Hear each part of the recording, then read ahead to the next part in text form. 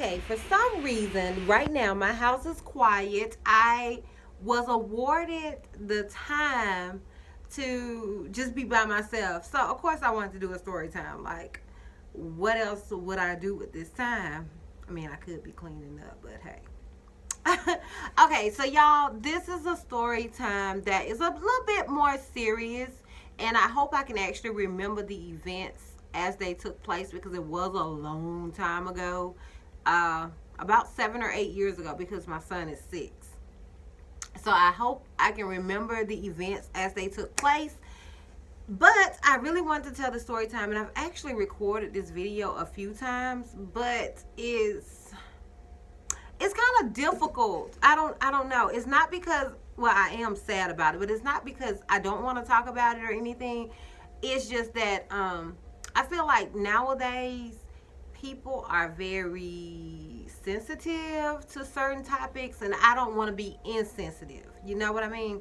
So even though this is a touchy subject for me, I am more concerned about the fact that this may be more touchy for others, and I want to be able to word it in the right way. Now, disclaimer, I do have a tendency to smile when I'm uncomfortable, or maybe do type of facial expressions that are inappropriate. Is not because I think any of this is funny whatsoever or anything like that. It's just that that's always how I've been. I'll smile when I'm uncomfortable, and it just kind of eases my discomfort. I don't know why. That's just, call it a character flaw.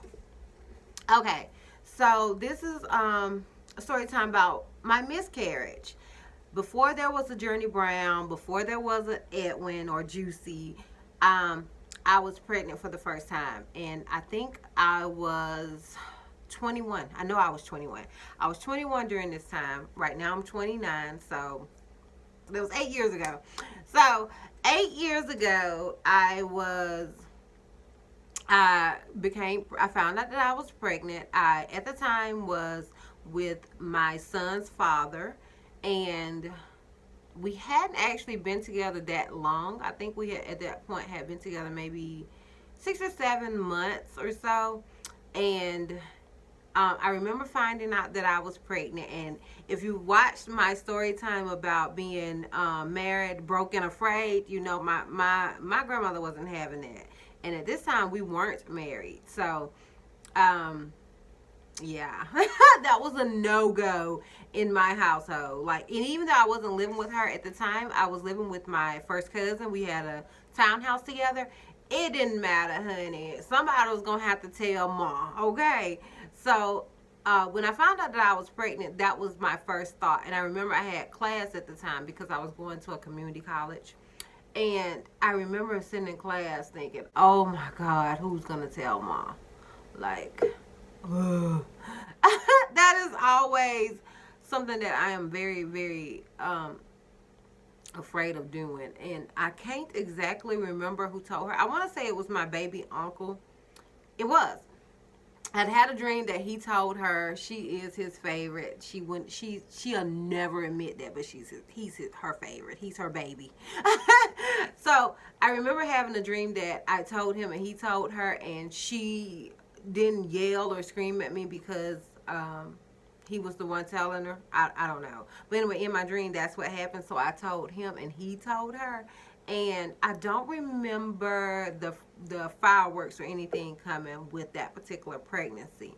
I think she was just basically concerned about my well-being, about me being so far away from home and being young and being in school. But I don't remember her actually wanting to kill me. I don't remember that part. But, so yeah, I found out I was pregnant. My grandmother knew, and I remember at this point actually getting excited because now my grandmother knew. So now I am bonding with this little human, and I wanted to go back home to do all of my prenatal checkups. Even though my home was 2.5 hours away, I was very comfortable with my doctor. Because I'm from such a small town, your general practitioner can also be your OBGYN child. Honey, they can do it all. They're everything. So I really want to go back home because I was comfortable with that particular doctor. So I remember at this point getting excited. My son's father, he was excited, and we had already just started thinking about this little person and who this little person was going to be. So I remember getting excited about having my first ultrasound, and I went in, and I remember vaguely, I can't remember if it was the ultrasound technician initially or my doctor. I don't know. I want to say it was the ultrasound technician. And I remember her, because we was obviously getting, our first ultrasound. This is a big moment because now you get to hear the heartbeat. You get to see this little thing, this little pea that's supposed to be inside of you. And I remember her looking and not saying anything really. She just kept looking. And initially they did the Doppler, but they couldn't find a heartbeat, and they was like, okay, well, it's normal to not be able to find a heartbeat on a Doppler this early on, so that's okay, because I think I was like 6 or 7 weeks at this point. And so while she was doing the ultrasound, they couldn't find anything, and it was like, okay. And she showed me the sac. So we see the sac, but there's no baby. Like, there's a sac, but there's no baby inside of the sac.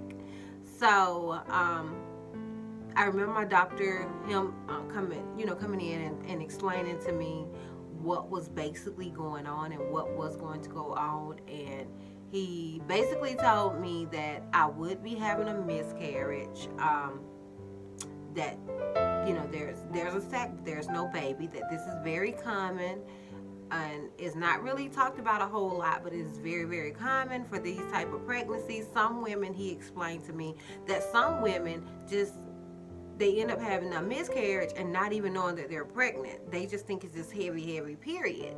Like, he says, this is the most common type of miscarriage. At least that's what he told me at the time, that it was the most common type of miscarriage. And I remember being heartbroken because at this point I had bonded with this little person. This little person was a part of me at this point, even though there was no person, even though there was no actual baby.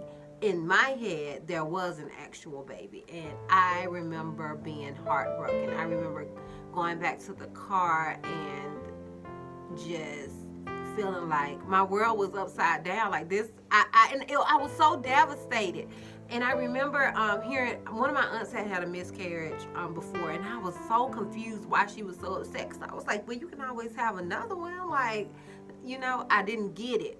And I think until you actually experience a miscarriage, you don't get it. You don't understand how this can be heart-wrenching. Like, this is a heart-wrenching situation. I know as a woman, you bond with this baby. You bond and think about what you and this, what y'all future will be together, So that was a very difficult time for me.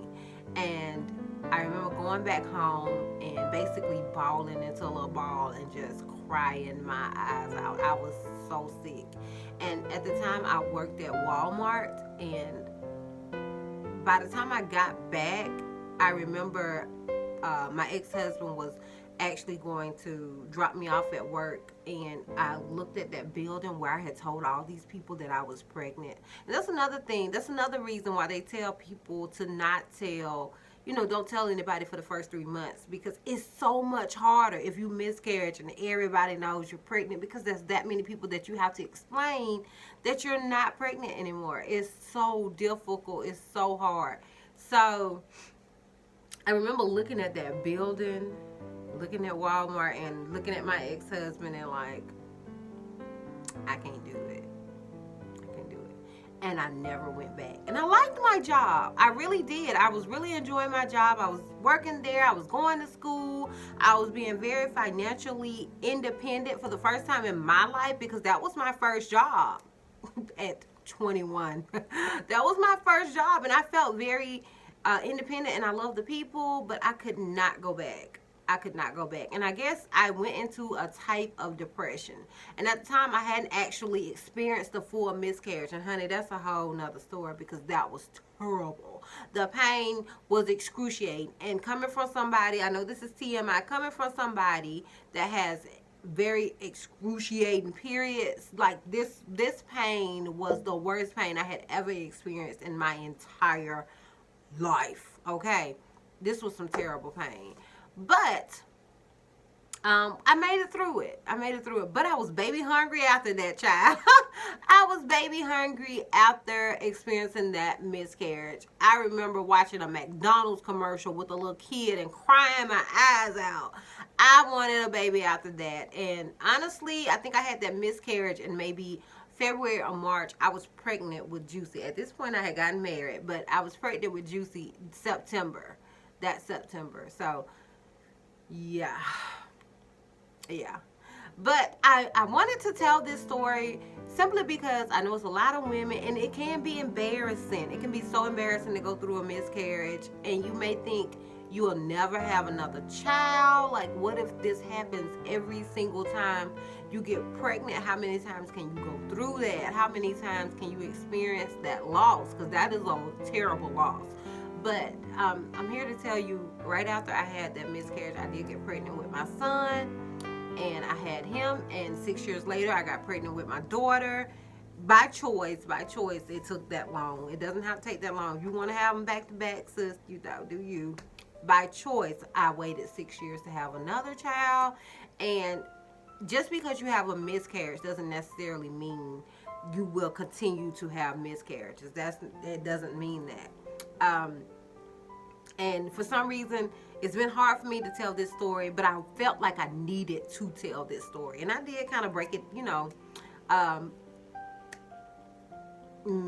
make it, I don't know the word. I didn't tell the full long story. I shortened it a little bit, but that's basically the gist of it. And I just wanted to get it out there, and I wanted to sympathize with anybody who is, or should I say empathize with anybody who has experienced a miscarriage, or maybe feels like, you know, they're scared to get pregnant again and they don't want to go through that again. I do want to empathize with you.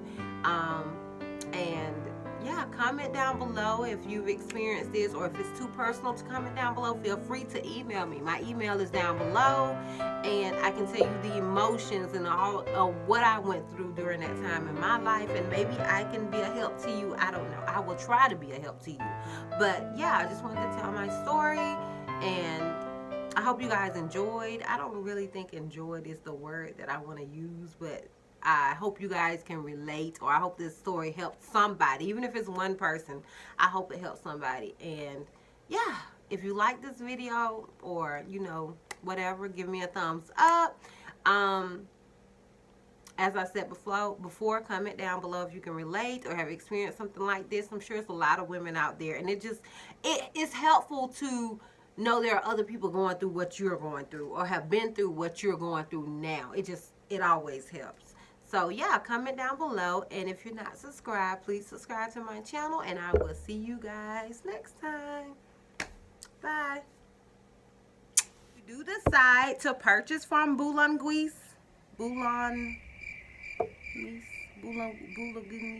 what if you do decide to purchase from them, I do have a discount code, and it is DizastrousBeauty.